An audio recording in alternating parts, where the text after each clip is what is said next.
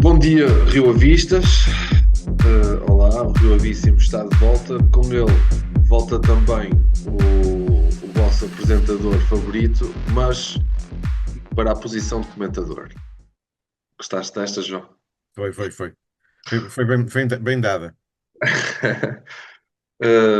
Ora bem, hoje estamos cá reunidos para, acho que podemos dizer, celebrar um empate a dois diante do Gil Vicente no Estádio Municipal de Barcelos.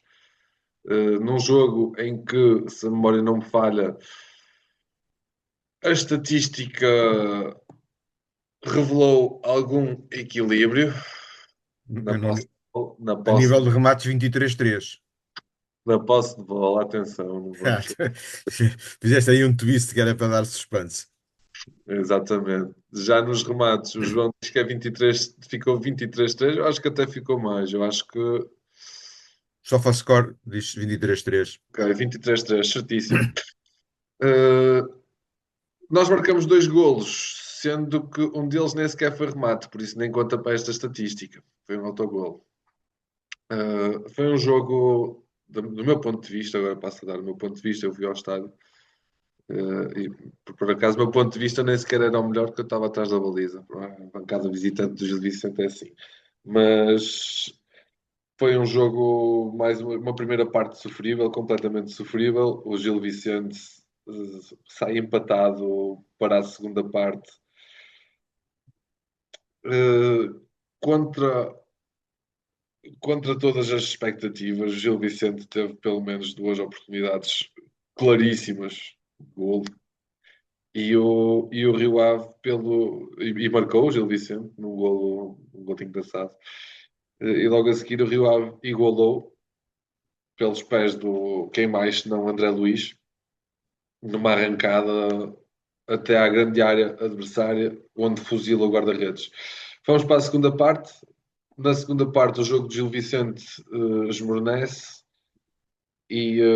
mas o Rio Ave também não fica por cima do jogo na segunda parte, necessariamente. Foi um jogo relativamente dividido, embora tenha dado a sensação que nós iríamos entrar melhor no jogo, mas não se verificou. Foi um jogo dividido na segunda parte. O 2-2 acho que se adequa à segunda parte, porque a primeira foi toda de Gil Vicente. Uh, a arbitragem, acho que foi uma arbitragem muito fraquinha, mas isso já vamos comentar mais daqui a pouco. Daniel, começo por ti. O que é que tu apanhaste do jogo? Bem, bom dia, boa tarde e boa noite a todos. Roubando aqui um bocadinho a intervenção do João Paulo. Eu vi o jogo quase todo, só não vi o primeiro minuto. E foi um jogo anedótico à Rio Ave no seu melhor deste ano. Tu não deste a tua nota, mas eu dou já a minha para contextualizar o que eu vou dizer. A minha nota é um 8 porque é um 4 para a primeira parte e um 12 para a segunda.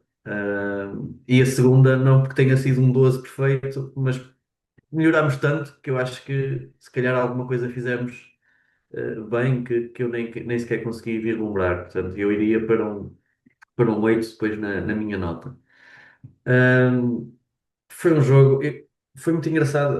A minha esposa estava fora de casa, ali a primeira meia hora, e entretanto chegou a casa e eu, pronto, não estava furibundo, mas estava apático a olhar para o jogo. E comentei com ela que, não sei, mas o Missa já fez aqui umas 7 defesas e umas 12 intervenções. E passado um bocado, qual não é o meu espanto, o comentador, ou neste caso o narrador, penso eu, diz que o Mista apenas fez 3 defesas.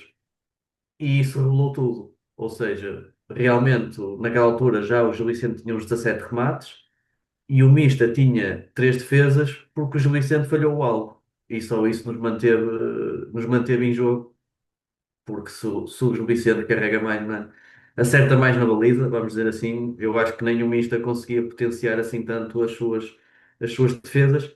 E acho que estes 23 remates sofridos também são esclarecedores porque a Comista está no top 1 das defesas, ou tem muitas oportunidades para defender. João, bom dia. Bom dia, boa tarde ou boa noite, conforme a hora e o local onde nos estão a ouvir e ver. Epá, estás a copiar o Daniel. Esforço-me para isso. E também vou copiar o Daniel em algumas coisas que ele disse. Acho que se pusermos 100 Rio Avistas a falar sobre o jogo, não sei, há que ter fé na humanidade, mas 99 teriam mais ou menos a mesma perspectiva. Nós somos na primeira parte, em certos momentos do segunda parte da primeira parte, nós parecíamos que estávamos a ser massacrados. É que nem passávamos do nosso meio campo. Em geral, fomos completamente, na primeira parte fomos completamente dominados. A primeira vez que o Rio Ave tenta o golo, faz o golo. Vamos ter olhos na cara e assumir que fomos completamente, talvez a palavra massacrado seja um bocadinho forte, mas que fomos completamente dominados na primeira parte. Neste caso, a estatística muitas vezes só nos dá uma visão parcial dos jogos ou do jogo, mas neste caso a estatística não mente. Pronto, foi mal demais. Depois podemos ver o que é que correu mal.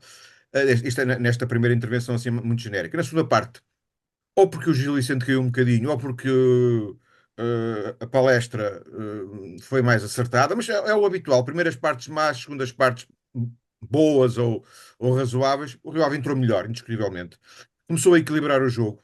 É verdade que o Gil Vicente, ainda assim, em certos momentos foi mais perigoso, até mais uma vez a estatística diz que foram 8-2 na segunda parte, 8 remates para eles, 2 para nós, mas a verdade é que podíamos ter vencido. Seria injusto. Acho que o empate, pronto, é um bom resultado para nós e também tenho olhos na cara para dizer que se tivesse que haver um vencedor, se houvesse dois resultados, vitória ou derrota, a vitória seria para o Gil Vicente. Portanto, não digo isto com prazer, como é evidente, eu queria estar a festejar a vitória, mesmo jogando mal, mas se tem que fazer um comentário, tem que ser honesto, para depois também ter coerência quando digo o contrário, quando as coisas nos correm bem e nós não ganhamos, como em Aroca, por exemplo. Portanto, neste caso concreto, para completar, correu bem. Oh, O Tiago, nosso, deixa-me só dizer uma coisa. Eu imagino que tu não tenhas ouvido o Brabec no final do jogo, se estavas no estádio, mas o Brabec tem uma intervenção muito feliz e por um lado também muito infeliz. Infeliz até e ele estava realmente triste e até estupefacto com o que tinha acontecido. Mas ele, sobre esta nossa dúvida do que é que terá acontecido na segunda parte, ele apenas disse: passámos a jogar mais simples. E eu não vi isso, mas para mim o que aconteceu foi que o Gil Vicente fez uma pressão tão alta na primeira parte para resolver o jogo que perdeu as pilhas. Não conseguiu matar o jogo quando teve por cima e depois perdeu as pilhas e acabou por nos dar um bocadinho mais espaço. O Brabec, a história que nos conta é que a equipa passou a jogar mais simples. o Brabec, Também não me parece muito, mas. o Brabec é esse que tem noção que ficam no banco uns jogos porque é mais velho e não é vendável em princípio. Mas ontem voltou a Eh, mostrar que é o melhor dos centrais. Para mim, não tenho dúvidas nenhumas em dizê-lo. Também acho que sim. O Petrasso Não deu sei lá. O se tivesse Petrasso o ofereceu Nutói duas e o bolas. Brabec, se o Nutói, não sei, mas dos três, quatro centrais que habitualmente jogam, estes três com o Abe, para mim, indiscutivelmente. Aliás, o segundo golo é muito mérito dele, não é? O Sim, passe em sim. profundidade para o André Luiz, um bocadinho de jeito O ali segundo, o primeiro do Rio Ave, o segundo golo do. É? Estás a falar do gol do É, 1-1. o primeiro do Rio Ave, sim, sim, sim. sim. Ok. Pegando também nas palavras de pessoas que comentaram o jogo, o nosso adjunto disse que fazia parte da estratégia dar a bola Sim, ao adversário. Então, mas também, se o senhor adjunto me estiver a ouvir, que não entremos em exageros, por amor de Deus. Não ele, precisamos de Estratégia ao dar. intervalo. eu, eu, eu se bem percebi, ele disse até que o jogo correu porque não estavam à espera. Sim, Eu acho que o Sotiris não teria dito isso, sinceramente. Acho que o Não. Sotiris já mostrou em certos aspectos, nomeadamente na leitura do jogo e pronto, algumas limitações. Já não quero falar sobre um assunto que estava mais do que encerrado na minha cabeça, mas as análises finais dele nos jogos, aquelas intervenções que ele faz na Sport TV no final, costumam ser lúcidas. Eu acho que ele nunca diria isso. Mas Mas atenção, o Yale também diz, para ser justo, o adjunto, ele não diz só que fazia parte da estratégia e que correu bem. Ele também diz que na segunda parte ajustaram porque estavam a dar demasiada bola ao Gil Vicente na primeira parte. Muito bem, meus caros, arbitragem. Após uma reunião na terça-feira, não é? Da nossa administração e do Conselho de Arbitragem, tivemos uma arbitragem que, quanto a mim, ficou mais uma vez aquém. Porque é assim, eu até, que os meus colegas de painel sabem, e eu acho que o golo do Gil Vicente ele é mal invalidado, no meu ponto de vista. Eu aceito outros pontos de vista. Ok? No entanto, eu acho que o segundo golo, o golo que é validado ao Gil Vicente, e ele é mal validado porque, para além de haver, ou seja, há uma falta sobre o Tamás e o Tamás é expulso nessa falta, porque o Tamás chega primeiro à bola nesse lance. Ok? Já para não dizer que eu não sei, e eu não vi repetições suficientes, mas eu não sei até que ponto também não haverá uma falta sobre o Mista quando do remate para gol. Uh, Mais uma vez foi uma arbitragem um bocado fraca. Queres dizer alguma coisa? Né?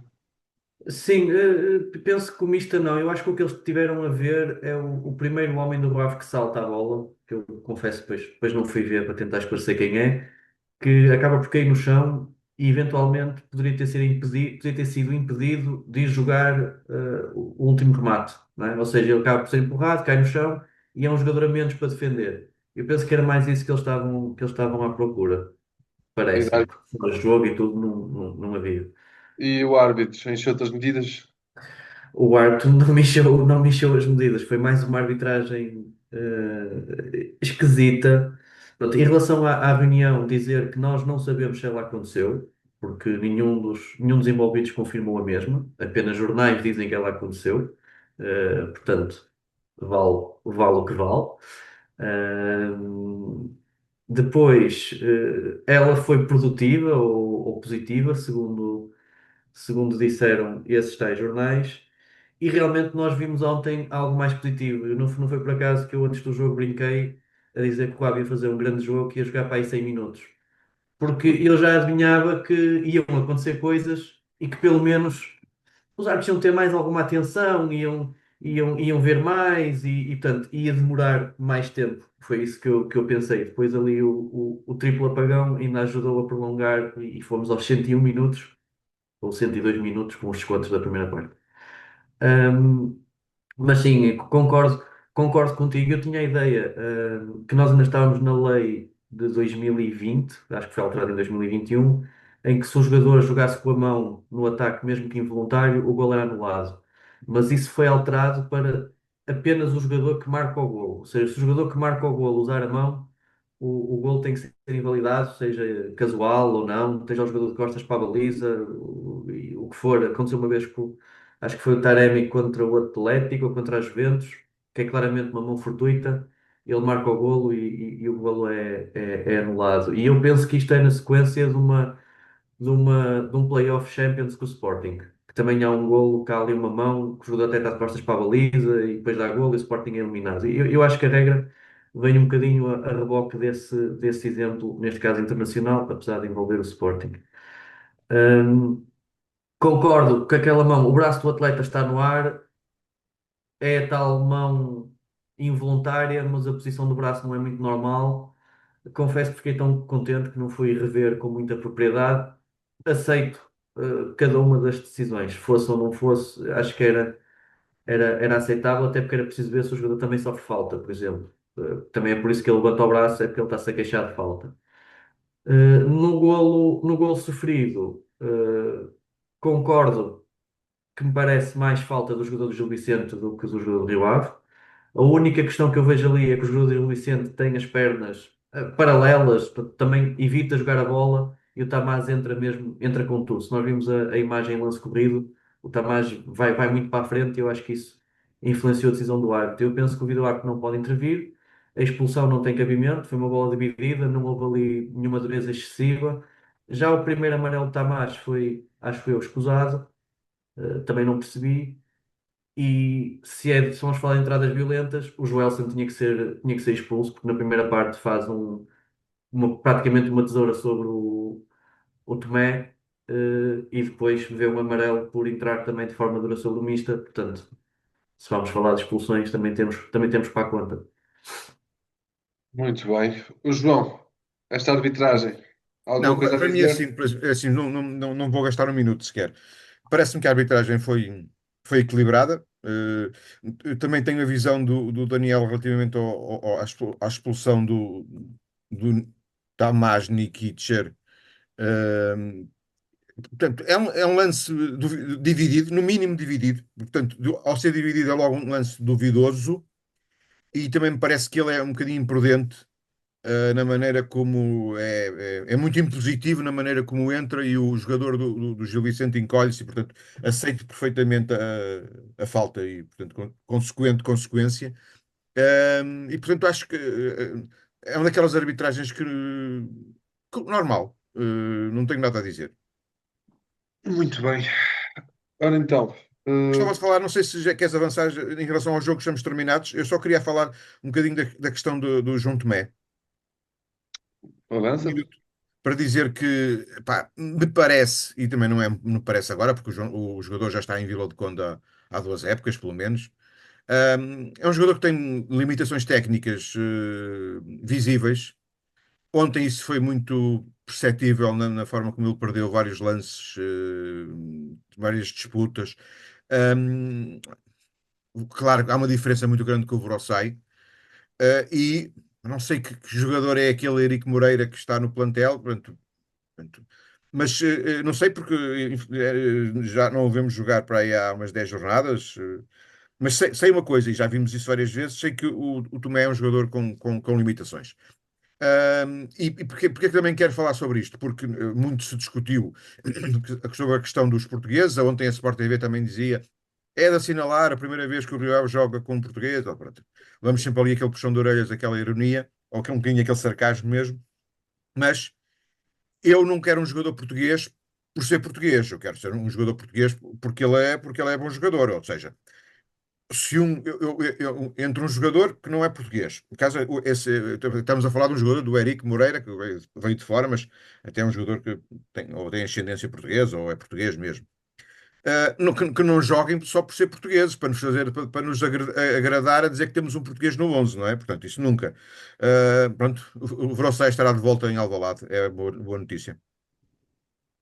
Muito bem. Quem não estará em Alvalade será o nosso ponta de lança. Clayton, será que, Uh, que a expulsão não foi tática?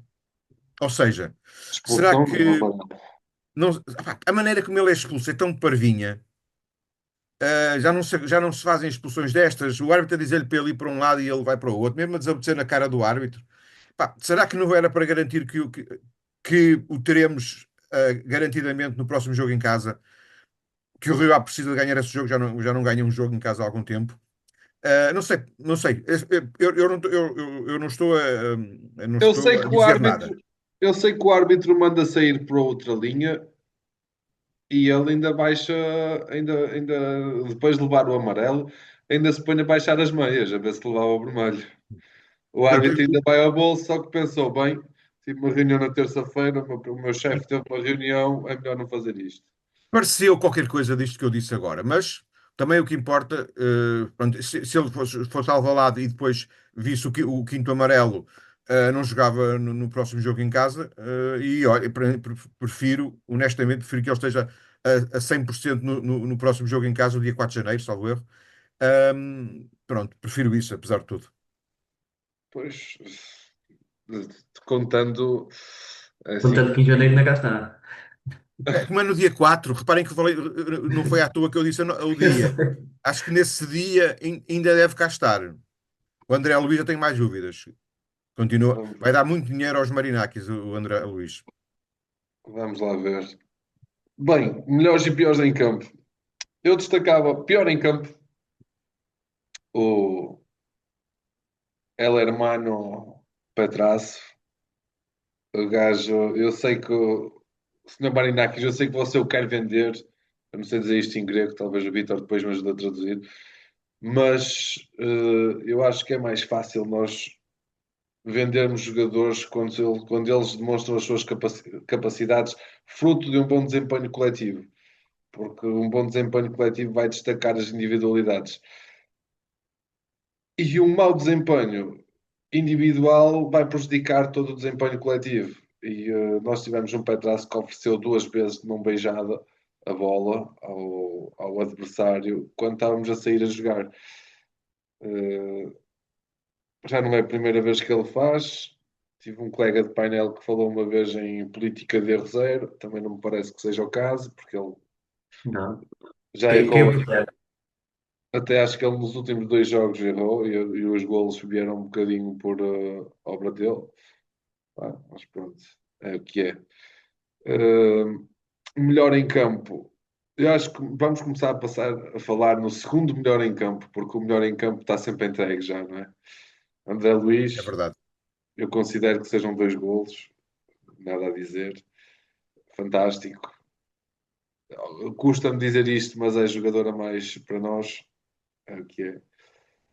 Eh, e por outro lado, destacar também o Mister que nos deixou agarrados ao resultado na primeira parte, poderia não o ser. João? Subscrevo quase integralmente o que dizes. Piores em campo 2, ex-aequo, o João Tomé e o Petrasso. O melhor em campo, André Luiz, e também com uma medalha de honra para o Mista, que não estando no mesmo plano, não é ex-aequo, mas foi realmente decisivo em vários momentos do jogo, pelo menos em três. Eu, o João André, o João Tomé, eu não o ponho como o pior em campo, porque ele, apesar de não ter qualidade técnica, de estar abaixo do Grossai a nível técnico, acho que ele é mais aguerrido até do que o Grossai a defender. E acho que ele, pronto, não mostrou vontade ontem e não foi por falta de vontade que as coisas não aconteceram. Daniel? Sim, se acabo por subscrever as vossas intervenções, o Tomé é um jogador complexo. Eu acho que ali também a parte mental não está estabilizada. E é um jogador que quer mostrar, quer fazer e acho que às vezes se precipita um bocado. Eu, para não carregar no que vocês já disseram, vou dar outros dois destaques, ou três. Vou dar aqui um destaque, não é pela negativa, porque eu acho que não fez um mau jogo o Atanasio. Tem um bom cruzamento para um possível golo do Cleiton, mas também depois perde ali dois, três cruzamentos. Pronto, que ele que até cruza bem, esperava ali naquele momento melhor definição, até porque acho que é a grande valia dele e ele quando falha ali rouba-nos, entre aspas, alguma coisa. Do lado positivo, acho que o Aguilera voltou a subir um bocadinho o nível em relação ao que já fez no passado, está mais perto do melhor Aguilera. E também aqui uma nota para o nosso Dói, que se no passado já foi criticado pela sua incapacidade de construção, temos que assinalar o roubo de bola que teve a abertura que fez para o André Luiz no nosso segundo golo. O que pode reforçar a teoria que já foi apresentada aqui no Rio Avíssimos de salta Petraz fora, e o Dói passa a fazer companhia ao Brabec e eventualmente ao Panzo ou ao Abe, ainda não estou decidido entre esses dois. Dão-nos coisas diferentes. Muito bem. Nota à equipa, eu vou dar um 10, mas um 10 menos, porque pá, era totalmente justo se o Guimarães saísse. Oh, se o Guimarães nem sequer existe, né? Se o Gil Vicente, porventura, Leiria é que não existe. Guimarães existe. Não interessa, desculpa. o clube não existe, o clube não existe, o Guimarães. Peço imensa desculpa se houverem adeptos do Vitória e ouvir, que eu duvido um bocado. Acho que eles têm mais que fazer ao domingo de manhã. Mas se o Gil Vicente saísse vitorioso, acho que seria justíssimo, não haveria nada a dizer. Uh, o Rio Ave fez o suficiente para o empate, mas por outro lado deixou muito a desejar no jogo, lá está, a nível do futebol praticado, não mereceríamos o empate, muito menos a vitória, por isso dou um 10 pelo resultado eh, e não pelo que praticamos. Agora quem é que eu vou escolher? Pim, pom, pum, João. Estás com o microfone desligado, desculpa. Sim, desculpa. Também vou dar 10, é simples, também vou dar 10, mas queria dar 9.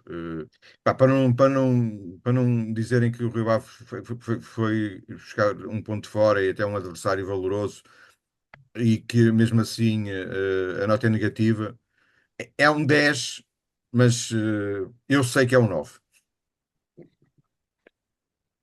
Senhor Daniel, Pronto, eu puxo a nota global para 9, dando o meu 8. Acho que a média vai dar um 9 ou um 9,5, sim, contas rápidas. E tem muito a ver. O nosso gol sofrido o primeiro gol é anedótico, como é que a equipa vai toda defender para a esquerda e as compensações nem o dói, nem o Patraço acho que é o menos responsável. Ele também tem que tomar conta de quem está nas costas deles. Mas aqueles 3 4 jogadores, e depois não podemos incluir o Aguilera, e o Pollman, não no sentido dos culpados, mas dos envolvidos, eles, 7 jogadores do Rio Ave são batidos por 3 jogadores do Gil Vicente. Isto não é normal. E depois, a nossa inoperância ofensiva, nós tudo o que fizemos foi de contra-ataque, bola parada e um autogolo. Não é possível, não é possível. Ó Daniel, deixa-me só Nem, dizer. nem que estivéssemos a jogar com a melhor equipa do mundo. Bah, com a melhor equipa do mundo, aceitava isto, mas o Gil Vicente não é a melhor equipa do mundo. Eu acho que nem a jogar contra um dos ditos estarolas, nós poderíamos aceitar o Rio Ave que nós já conhecemos a fazer só isto. Só uma notinha muito rápida, Tiago e Daniel. Falaste no Pullman. Bem, o Pullman, eu acho que ele na primeira parte deve ter tocado na bola pai, 3 ou 4 vezes. Não construiu absolutamente nada. E esse é um daqueles casos, eu já falei aqui várias vezes, desculpa estar a insistir. O Rio Ave não renta, não está a fazer a época que nós gostaríamos, porque há claro subrendimento de alguns jogadores, que são até jogadores que que são talentosos, que têm valor, pá, mas que parece que estão bloqueados mentalmente e que não dão mais que aquilo. E, portanto, olha, é o exemplo típico, é o Palmer ontem, que eu quase nunca o vi no jogo e, pá, e também quando o vi, pouco contou. Mas o, É isso. o, o Paulman João Paulo, não querendo contrariar, percebo o que dizes e acho que o Paulman rende mais quando vai para o interior. Ele tem pelo menos 3 lances na primeira parte em que ele cobre desde o nosso meio campo defensivo até a área do adversário e nenhum colega lhe passa a bola. Assim também é difícil. Aceito, aceito. É difícil. hum, pá, a intensidade que ele corre também não é assim tão meritório para lhe passarem a bola. Não, mas vejam, há 2, 3 lances que ele acompanha o ataque e os jogadores vão pelo individual e perdem o lance, ainda por cima. Muito bem. Agora, espaço para o melhor e o pior da semana. Eu, no pior da semana, por ser injusto, porque não damos tanta atenção ao feminino, embora elas tenham feito um mau resultado ontem, não vou pôr como pior da semana, vou colocar como pior da semana ah, ainda a ausência de comentário por parte da presidente aos 40 despedimentos. E como melhor da semana, vou dizer que é o golo, o Balásio do Ruben Góis contra a Ucrânia, 1-1, roubando assim o melhor da semana ao Daniel Campos Silva. Daniel, improvisa aí qualquer coisa.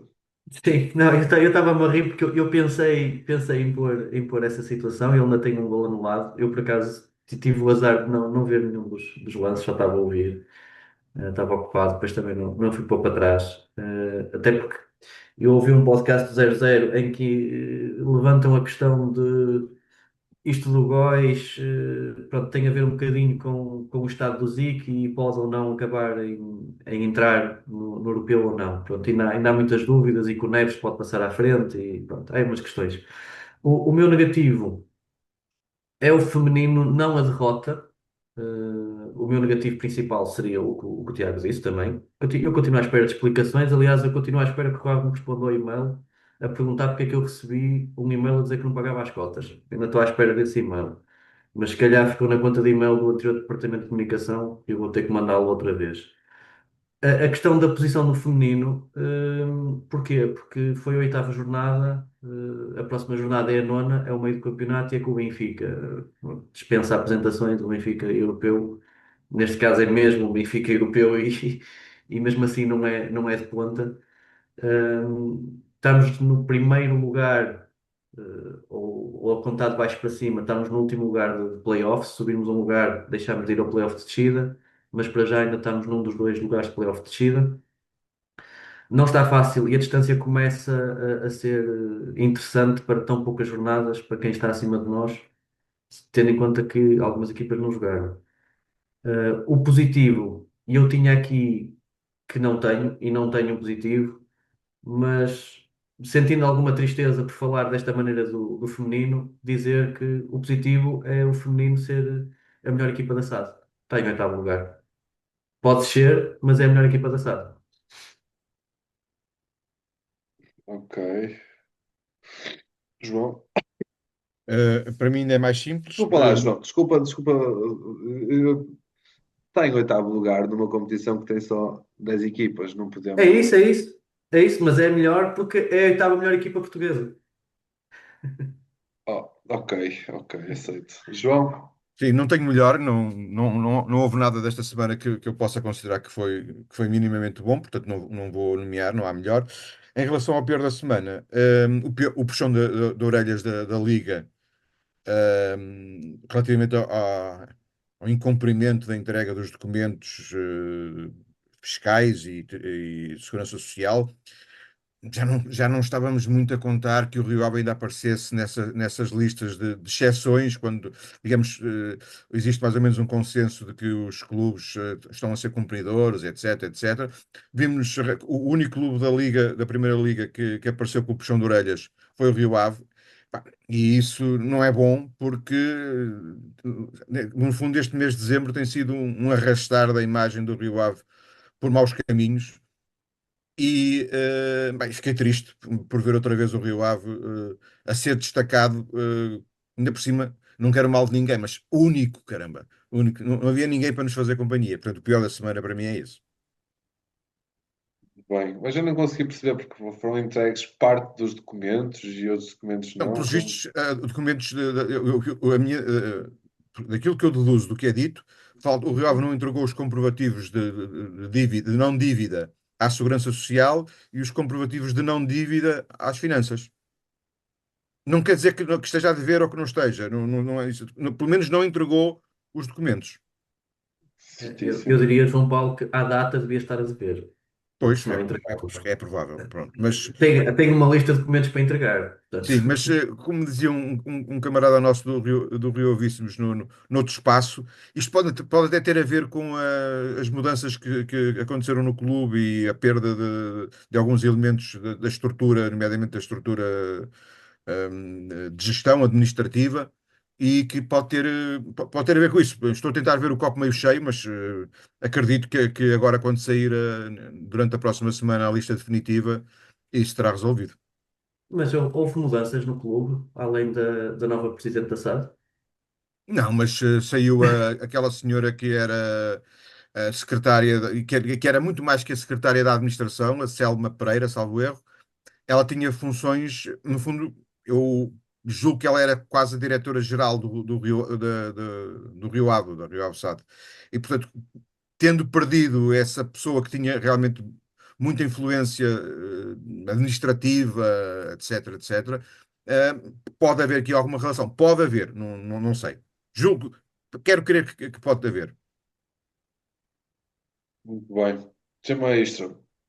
Para o tema extra de hoje, eh, trago um tema do qual já falei durante a semana, que é a aplicação de câmaras corporais nos árbitros que arbitraram os jogos de oitavos de final da Taça de Portugal. E a minha conclusão é rápida e é a seguinte: não vale a pena. Nós podemos ter as melhores tecnologias, enquanto elas estiverem a ser manipuladas por humanos, vai haver sempre espaço a dúvida, a conspiração, e, enquanto continuarmos a ter momentos como os que aconteceram, por exemplo, na Taça de Portugal, num jogo que nem nos diz respeito, mas eu vou invocar, que é o Santa Clara Sporting. Nós podemos ter as melhores tecnologias, mas o que é certo é que fica sempre muita dúvida no ar e as coisas acontecem de um modo muito questionável. É difícil assim, fica muito difícil assim. Eu julgo que haverá uma tecnologia de sensores, por exemplo, para os fora de jogo, algo assim, em que não há intervenção humana. E esse tipo, sou mais a favor desse tipo de tecnologias do que tecnologias que continuam a depender do ser humano.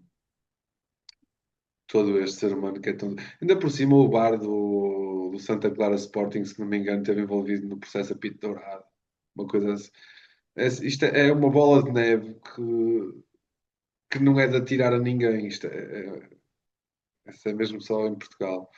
Daniel, eu vi que estavas a pedir para falar, estavas a pôr o dedo no ar. Não, não, estava a fazer assim porque eu acho que as bodycams todas não dá para comprar esse sistema para um estádio. E depois É, tem mas estádios cuidado a como o do pôr Rio os Ave. dedos no ar, que anda por aí o menino Jesus, estamos na altura de Natal, ainda lhe pões um dedo no olho, caraças. E Ele é depois tens estádios, omnipresente.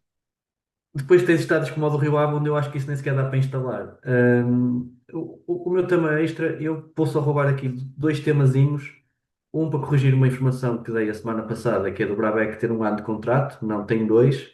E outra para salientar uma má informação que eu também tenho passado aqui. Isto só revela o quão eu mudei em relação ao Rio Ave, porque isto não me passava bem claro antigamente. É que eu só agora é que percebi, só no jogo de ontem, é que percebi que o Panza é esquerdino. Eu pensava que só o Abe é que era um central esquerdino. Mas parece que o Panzo também é.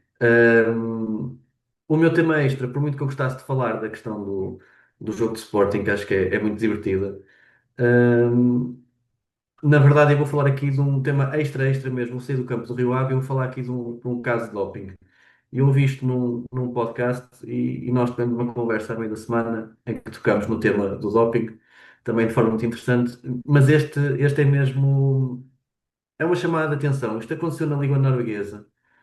Oito jogadoras foram testadas no final de um jogo, quatro jogadoras de cada equipa. Todas acusaram uma substância proibida. Neste caso é o DMBA, que basicamente estimula o sistema nervoso central, penso que ajudará a concentração e afins.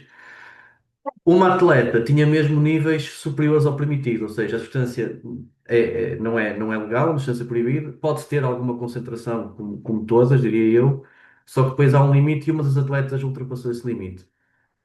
As atletas defenderam todas que não tinham praticado qualquer ato de doping. O clube da atleta mais visada, que eu não consegui confirmar se teve mesmo suspensa ou não, porque isto é de abril e foi esclarecido no mês passado. Qualquer coisa assim do género, em termos de datas.